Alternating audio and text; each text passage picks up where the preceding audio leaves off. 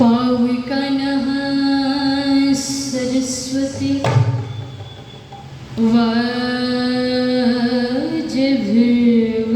वाजभिर्वाजिनीवते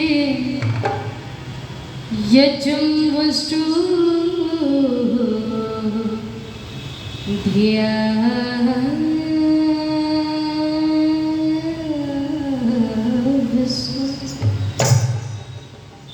प्रभु इस मन को समझाए दो, समझ जाए तो अच्छा है। दया की दृष्टि से देखो,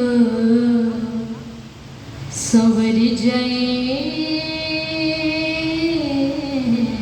तो अच्छा है। फंसा विषयों में रहता है, इसे मैं सुख समझता है। मैं चाहती हूँ कि इधर से रुख बदल जाए तो अच्छा है। मैं चाहती हूँ कि इधर से रुख बदल जाए तो अच्छा है। एक गीत की पंक्ति आप सभी मेरे साथ मिलकर के बोलेंगे कि दीप मन मंदिर में प्रज्वलित हे प्रभु एक बार कर दो। दीप मन मंदिर में प्रज्वलित हे प्रभु एक बार कर दो। भक्ति की झनकार के तार में कर तार भर दो।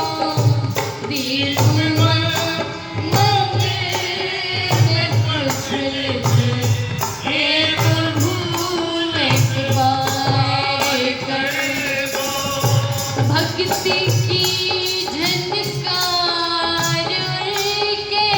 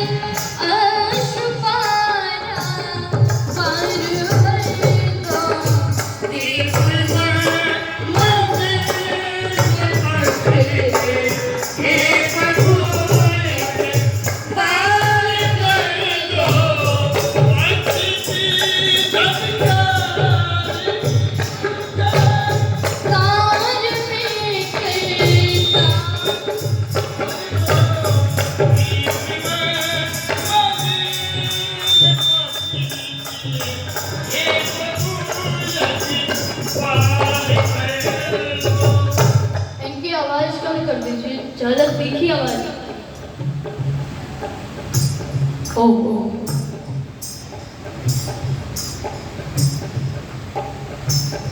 और ये कोर्स वाली आवाज बिल्कुल कम कर दें, कोर्स वाली।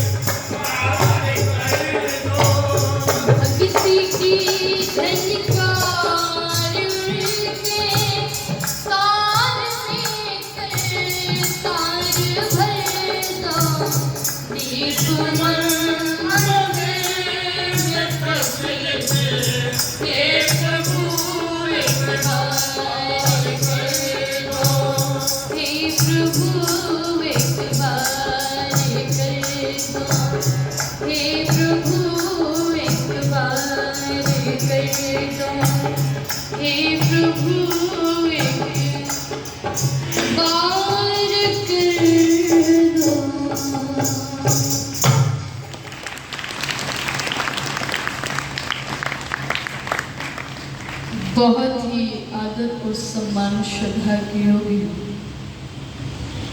मंच की गरिमा को जो अपने कर कमलों से अपने व्यक्तित्व से बढ़ा रहे हैं। अग्नय वस्त्रों में सुसज्जित आदरणीय श्रद्धेय स्वामी जी महाराज जो हम सभी के लिए प्रेरणा स्रोत है, मंच पर उपस्थित हैं अपने आर्य समाज के यशस्वी पुरोहित जो बड़ा ही सम्मान सभी उपदेशकों का करते हैं और हम भी इनका बड़ा सम्मान करते हैं।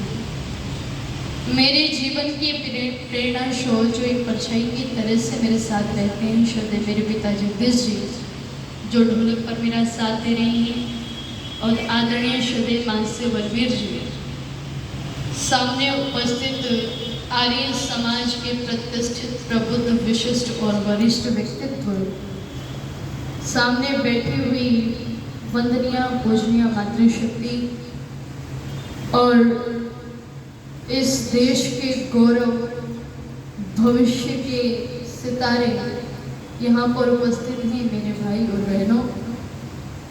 आइए कुछ विचारों को आप लोगों के मध्य में मैं साझा करने का प्रयास करूँगी, इसे आशा विश्वास के साथ में कि आप लोग बड़े ध्यान से और श्रद्धा से सुनेंगे, क्योंकि बहुत बड़े बड़े विद्वान आप लोगों के मध्य में आए हैं आप लोगों को एक सन्मार्ग के लिए प्रेरित करने के लिए, एक मार्ग प्रशस्त करने के लिए, और आर्य जगत के बहुत उच्च कोटि के विद्वान जो बड़ा ही स्नेह मुझसे करते हैं, चूँकि मैं भी बड़ा सम्मान उनका करती हूँ, आदरणीय श्रद्धाचार्य सुश्रुत जी और आर्य जगत की सुप्रसिद्ध भजनोपदेशिका बहन प्रियंका भारती जी, आप लोगों के मध्य में बहुत अच्छे अच्छे विचार रखने वाले हैं, तो आप लोग ध्यान से सुनेंगे, जीवन में उनको ग्रहण करेंगे तो वास्तव में बहुत अच्छा परिवर्तन, सुपरिवर्तन आपको देखने को मिलेगा।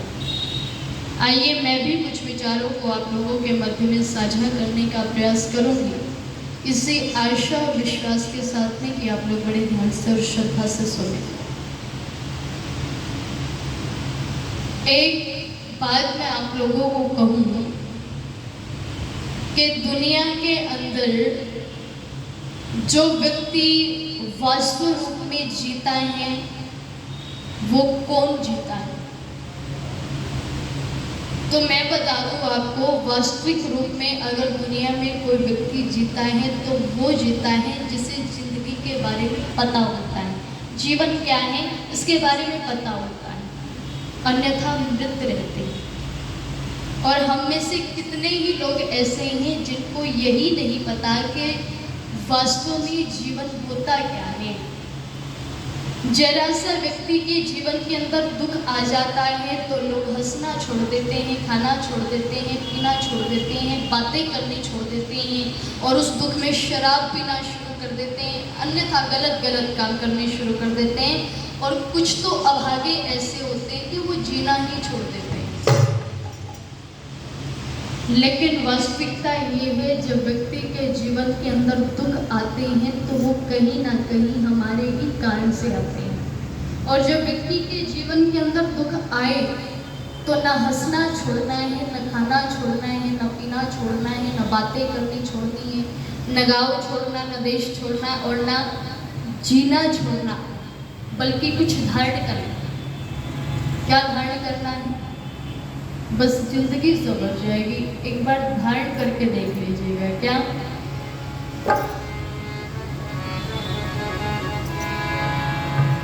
कि जब दुखों से घबरा के तेरा मन हो डामाडोल,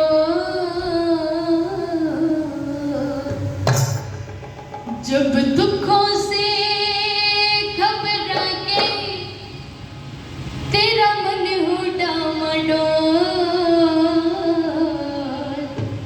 तब क्या करना है? ओम ओम बोल, ओम ओम बोल, ओम ओम बोल, ओम ओम बोल। बोलो जरा। जब दुखों से घबरा के तेरा मन हो डामाडोल, ओम ओम बोल, ओम ओम बोल, ओम ओम बोल, ओम ओम बोल। जब दुखों से घबरा के तेरा मन हो डामाडोल, ओम ओम बोल, ओम ओम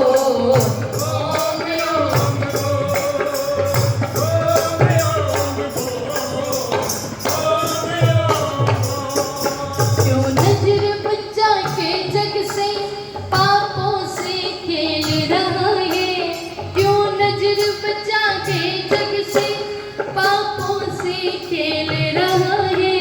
कोई देखे या ना देखे मेरा ईश्वर देख रहा है, कोई देखे या ना देखे मेरा ईश्वर देख रहा है। क्यों अंधकार में भटके, क्यों अंधकार में भटके, अरे जान की आंखें खोल, ओम ओम बोल, ओम ओम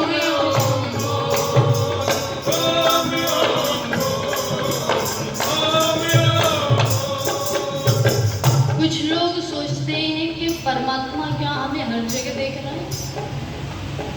कुछ ना कुछ गलत काम कर देते हैं और करते ही रहते हैं। मन में ये भावना रहती है कि करने कौन देख रहा है, लेकिन वो ईश्वर हर कण कण में है, जर्रे जर्रे में, हर जगह। हम मन से कोई कर्म करते हैं उसका भी परमात्मा को ज्ञान है। हम स्वभाव से, वाणी से, मन से जैसे भी कोई भी कर्म करते हैं, परमात्मा सबका ब्यौरा रखता है। लेकिन हम सोचते हैं कि कोई नहीं देख रहा। लोगों के साथ अक्सर यही घटना घटती है। क्या? एक बार एक व्यक्ति रात के अंधेरे में निकला घर से और जैसे ही जंगल की तरफ बढ़ा तो उसने देखा कि सामने से कुछ व्यक्ति आ रहे हैं और सामने से जो व्यक्ति आ रहे थे वो वस्तुतः चोर थे। अब इन्होंने सोचा कि सामने से कोई व्यक्ति आ रहा है, कौन हो सकता है? अब रात के अंधेरे में या तो जो व्यक्ति निकलते हैं या फिर कोई परमात्मा की भक्ति करने के लिए निकलता है। तो जो सामने से लोग आ रहे थे ये चोर थे, और जो सामने से ये व्यक्ति आ रहा था ये धर्मात्मा था, महात्मा था, साधु था, संत था। समझ गए? अब इन्होंने सोचा कि रात के अंधेरे में कौन निकल सकता है, कोई चोर ही होगा हमारे जैसा। जब ये पास आए तो उन्होंने पूछा कि आप कौन? तो महात्मा ने सीधा सा उत्तर दिया कि जो तुम सो हम, यानी कि तुम भी मनुष्य मैं भी मनुष्य। भाव ये था, लेकिन इनको लगा कि ये भी चोर ही है। इन्होंने कहा फिर तो हमारी खूब जमेगी। बोले बिल्कुल। इन्होंने कहा कि चलो एक सेठ के यहाँ चोरी करनी है, नगर में चलते हैं। अब महात्मा जी इनके पीछे पीछे चल दिए और नगर में जाकर के सेठ के घर के सामने खड़े हो गए। और इन चोरों ने कहा कि देखो तुम नए नए आए हो, हमें नहीं पता है तुम्हारा कितना एक्सपीरियंस है। तुम एक काम करना, तुम यहीं पर खड़े रहना और हम लोग अंदर जाएंगे, चोरी करके लाएंगे, माल लेकर के आएंगे। अगर तुम्हें लगे कि कोई व्यक्ति हमें देख रहा है, अगर तुम्हें लगे कि कोई खतरा है, तो तुम्हें कुछ बोलना नहीं है, मुंह से चिल्लाना नहीं है। बस यहाँ पर ये जो रेत पड़ा है इसकी मुट्ठी बांध करके अंदर फेंक देना, हम समझ जाएंगे। ये चोर चले गए। अब सीधे सीधे तो माल मिलता नहीं है, ताले वाले आदि इन्होंने तोड़े, दीवार आदि बांध कर ये गए। और जैसे ही इन्होंने ताला तोड़ा और माल तक हाथ पहुंचने ही वाला था कि महात्मा जी ने मुट्ठी उठाई रेत की और अंदर फेंक दी। इनको लगा कि खतरा है, तो ये जैसे तैसे करके बाहर भागे और जंगल की तरफ ये भागे और महात्मा जी भी इनके पीछे पीछे। जब एक सुरक्षित से स्थान पर जब ये पहुंचे तो इन्होंने पूछा कि भाई अब बता, क्या कोई देख रहा था? इसने कहा हाँ देख रहा था। बोले कितने लोग थे? बोले लोग तो नहीं थे। बोले फिर पागल हो गया, तेरा दिमाग सही आ गया है? इतनी मुश्किल से तो माल मिला था, बस पहुंचने ही वाले थे, फिर तूने अंदर रेत क्यों फेंका? इसने कहा कि भाई ये तो सुन, देख तो रहा था लेकिन कोई व्यक्ति नहीं देख रहा था। बोले और कौन देख रहा था? बोले परमात्मा देख रहा था। इसने कहा कि पागल हो गया, परमात्मा भी कोई देखता ही, सारी की सारी मेहनत पर पानी फेर दिया, पागल हो गया तू।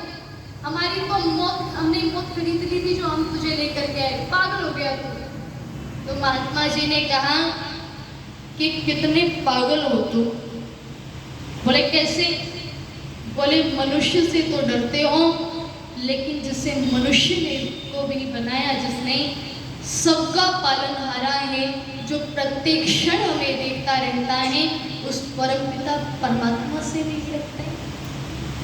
जो व्यक्ति परमात्मा से नहीं डरता उसे दुनिया के अंदर डर डर करके जीना पड़ता है, और जो व्यक्ति परमात्मा से डरता है उसे दुनिया से डरने की आवश्यकता नहीं है। तो आपको क्या मंजूर है, दुनिया से डरना या परमात्मा से डरना? परमात्मा से डरना। इसलिए मैं निवेदन कर दूँ आप लोगों के मध्य में, वो परमात्मा तो इतना विशाल सर्वशक्तिमान है कि उसकी कोई तुलना नहीं की जा सकती। जो हमारा एक पल के लिए भी साथ न छोड़े, ऐसा मित्र अच्छा है या वो मित्र अच्छा है जो विपत्ति आते ही आपका साथ छोड़ दे? बताओ। परमात्मा अच्छा है। और जो व्यक्ति परमात्मा से प्रीत जोड़ लेता है, परमात्मा के ध्यान में मग्न हो जाता है, ईश्वर को जानने का प्रयास करता है, तो उसके जीवन के अंदर यदि बड़े से बड़ा दुख भी आ जाए तो उसे राई की तरह से पार करने का सामर्थ्य परमात्मा उसकी आत्मा को दे देता है। इसलिए परमात्मा की भक्ति हमें करनी चाहिए। और क्या लिखा?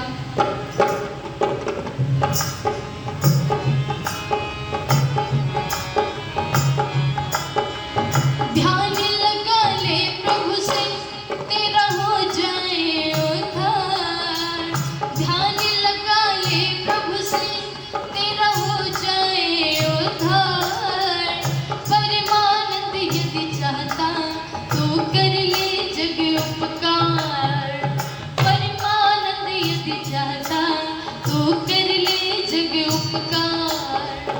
ओम नाम का जग में, अजी ओम नाम का जग में नहीं लगता है कोई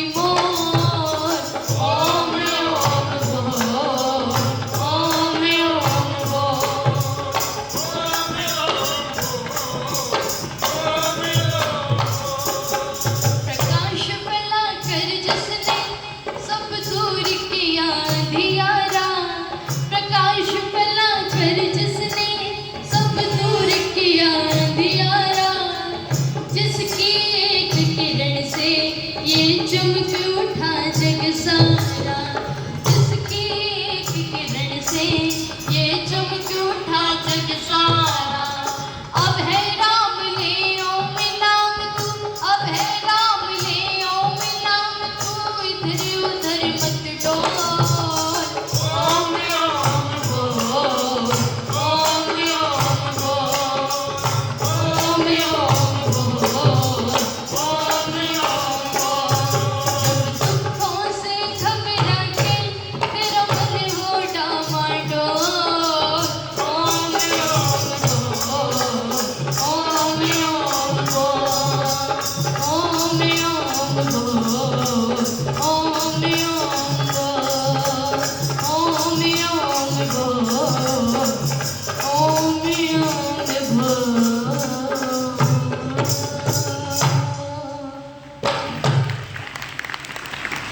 परम पिता परमात्मा को अपने हृदय सिंहासन पर जब व्यक्ति बैठा देता है तो उसका जीवन कुंदन बन जाता है, उसका जीवन पावन बन जाता है। जब व्यक्ति के जीवन के अंदर ईश्वर की भक्ति आ जाती है, जब व्यक्ति के जीवन के अंदर सत्यता आ जाती है, जब व्यक्ति के जीवन के अंदर यज आ जाता है, तो समझ लीजिएगा वो कोई साधारण व्यक्ति नहीं है, वो महापुरुष बनने की तैयारी में लगा हुआ है। और एक दिन वो आता है जब सारी दुनिया के लोग उस व्यक्ति के चरणों में नतमस्तक होते हैं, सर झुकाते हैं। और इसका उदाहरण मुझे बताने की आवश्यकता नहीं है, एक नहीं बल्कि हजारों ऐसे उदाहरण आपको मिल जाएंगे।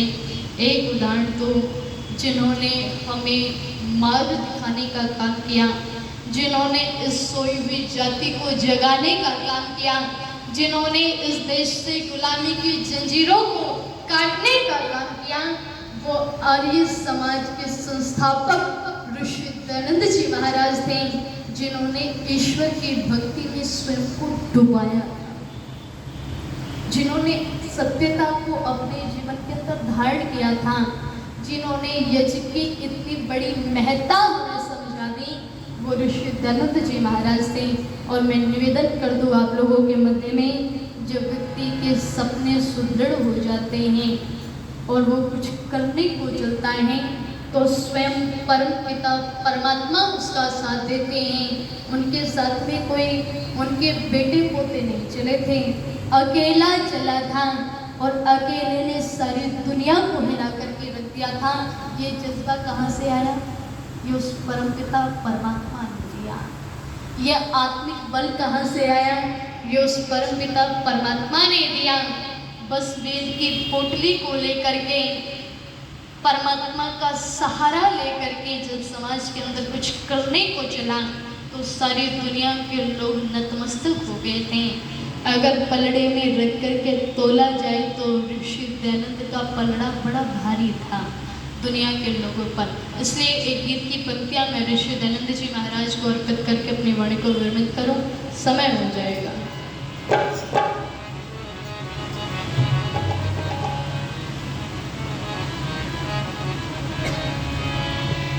के देव दयानंद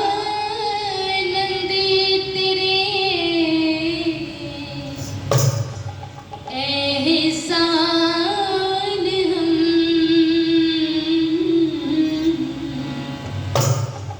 देव दयानंद तेरे एहसान हम उतारेंगे लेकर कैसे अनेकों जन्म।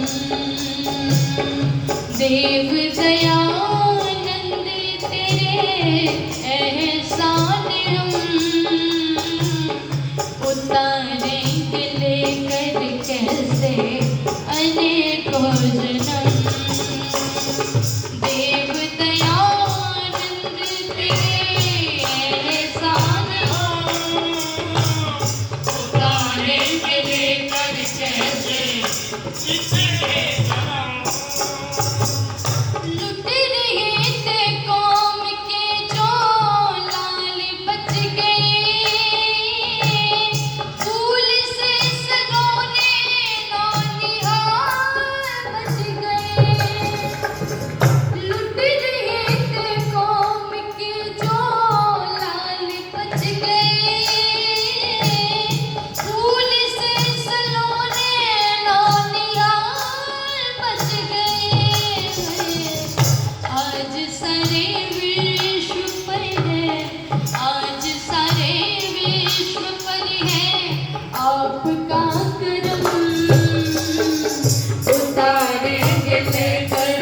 कैसे अनेकों जन्म को देव दया सब तेरे एहसान हम उतारे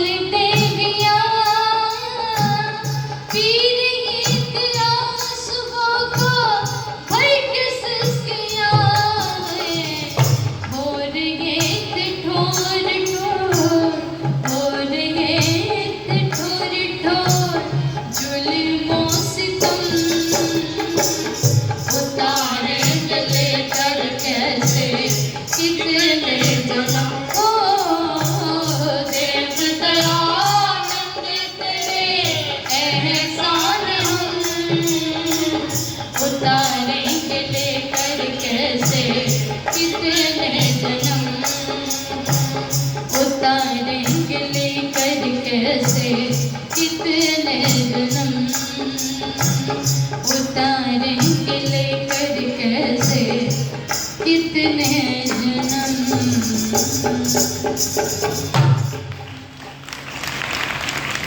ऋषि के इतने एहसान हैं जिन्हें उतारना तो बहुत दूर की बात है, जिन्हें गिना भी नहीं जा सकता।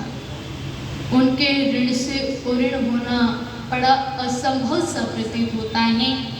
इसलिए मैं निवेदन कर दूँ आप लोगों के मध्य में, जिसका इतना महान चरित्र हो, जिसके साथ परमात्मा का सहारा हो, वो व्यक्ति कुछ भी कर सकता है। तो आप लोगों ने बड़े ध्यान से विचलित होकर के मुझे सुना। आप सभी का बहुत बहुत धन्यवाद। इति ओम संत। अन्नू वारिया जी का भी बहुत बहुत धन्यवाद, साधुवाद है।